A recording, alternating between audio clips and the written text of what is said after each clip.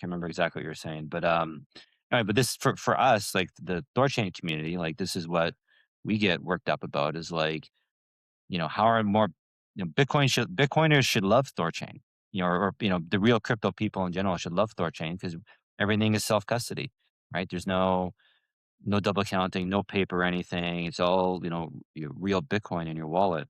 And our community is like, how do more people not like recognize this, or how do more people not want to use this, right? And it's confusing because like, this is the whole point of crypto. This is what, this was the promise, 10 years ago type thing. And so I mean, obviously, we want people to know about THORChain and people to use it, and we want the room price to go up, right? We all want those things, but um, it's like the reason we think all those things are going to happen is because this is like the real deal, and it's shocking that more people aren't paying attention or don't recognize it, and um, and I just it's kind of sad, it's kind of frustrating, that everyone's just happy with their CEXs, they're happy with their paper Bitcoin, and yeah, it's like what else do we got to do to kind of like wake people up? Adam, do you remember that space we had on X? And he was like an East Coast, or maybe he was New York as well. It was in the Bronx. I can't remember. But we were both talking to him, and he was I think it was, what was it? It was crypto.com, right? And he was so infatuated with crypto.com. He says, "Hey, like I've got my assets at crypto.com. I'm investing in, what is it, Crone or whatever their asset is. I don't even know." And we're explaining to him, it's like, "Hey man, like, like you don't own those assets. Like that's not real. It's a data point on a ledger, and you can't guarantee the solvency of that ledger. What happened with FTX? What happened with, Mt. Gox, blah, blah, blah, blah." Right. And he just kept reverting. We would both break his points down in the most granular, easy to understand level. But he kept saying, "But crypto.com's good. Crypto.com's not good." And I was like, "Oh my God, this person is truly unreachable." I was like, I honestly was wondering if they're even technically alive, bro, because it was like, come on, dude. Like, how can this logic be any more obvious? Are you even alive? Like, I don't understand. Like, it was crazy. And I guess those people we won't reach until they get rugged. But man, I gotta think that there's more people out there who are just led astray by the people that you mentioned earlier, Adam.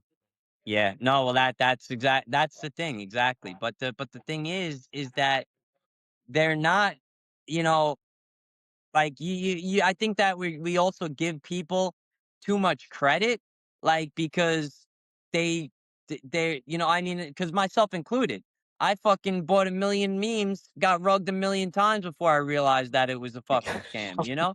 So it's like, so these people, they lost all their money with Celsius or with these loan programs, and now they're saying, "Oh, well, the ETF is bullish," So like they're never gonna learn. They don't even understand what they did wrong in the first place, Like that's that Coinbase stole my money, and I realized right away I'll never use a fucking centralized exchange, Like they could steal your money. But if your money, that's why I'm very leery about using like USDT, USDC too. I just started thinking about it. I started swapping into DAI, because they can't take your money with DAI, because bro, you don't know when, like, what reason that these people are going to take your money, like they'll just say anything. "Oh, you used illegal casino. Oh, oh, let's steal their money because they're in Iran. Oh, so it's like that saying